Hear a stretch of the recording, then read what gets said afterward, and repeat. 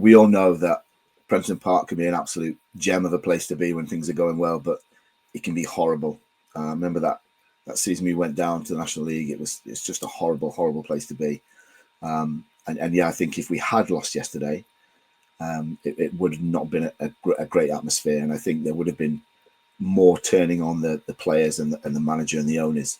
Instead, it was the other end of the ground that was giving their manager grief, which I can understand because I know they've been taken over, and I know they've got some money around. I don't know how much they've spent on the playing squad.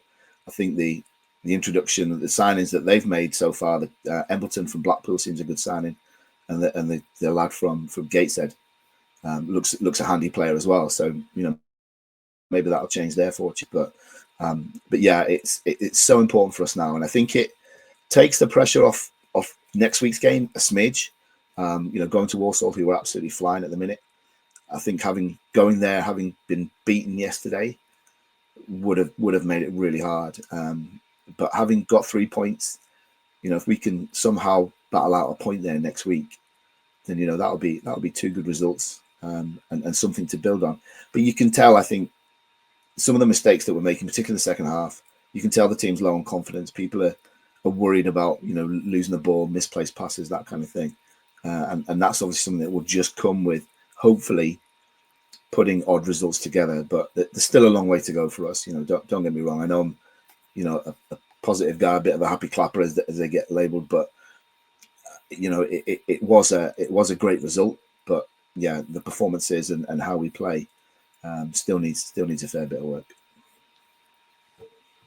Let's talk about how that win came about then, because I think there were a lot of people who were surprised, dare I say it, perhaps even angry when that starting 11 was announced. I know one person who listens to this podcast, who will remain nameless, was absolutely fuming with the starting lineup when it came out. But it was a switch to a back 3. Sol Solomon was dropped. Cameron Norman comes back into the side. And for the first time, really, we saw him playing at wing-back. And I think that this is the position that most people expected him to excel in. Now, I mean, it's strange, isn't it? Because to the layman, the difference between right wing back and right back isn't actually that much, and it's only one performance. But it made a huge difference to Cameron Norman.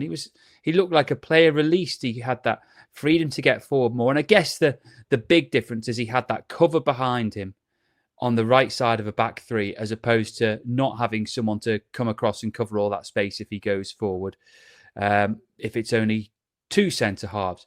But Lee O'Connor was playing on the right side of the 3, and he put in maybe his best performance in a Tranmere shirt.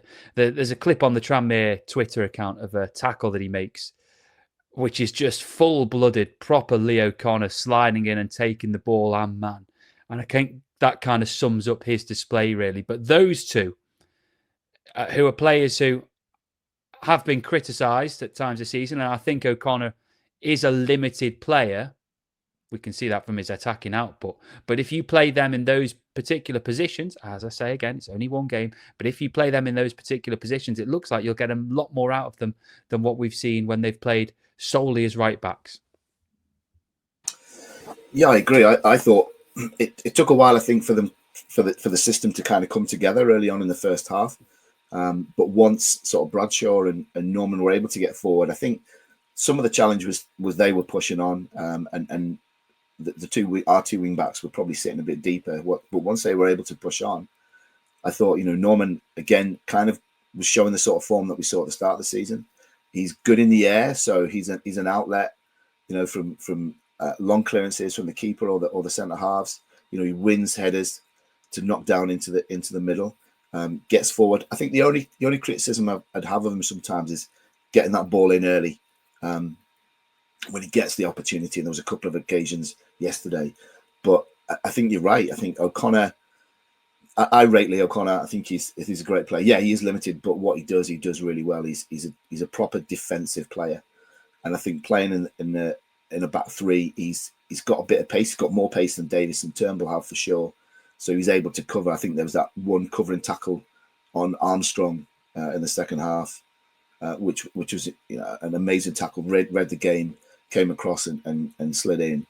And I think you're right. I think Norman's got that bit of freedom to go forward, knowing that he's got that cover there. He's not having to necessarily, like a Josh Cogley would do, absolutely blast up and down the pitch. He can get forward knowing that O'Connor's there to cover him, and I think it worked well. And I look at the starting 11 every week, and I don't really get miffed or excited about it, because I think there's been that many changes this season. You just don't know what the team's going to perform like. I can't remember many games, probably a handful of games where we've kept the same 11.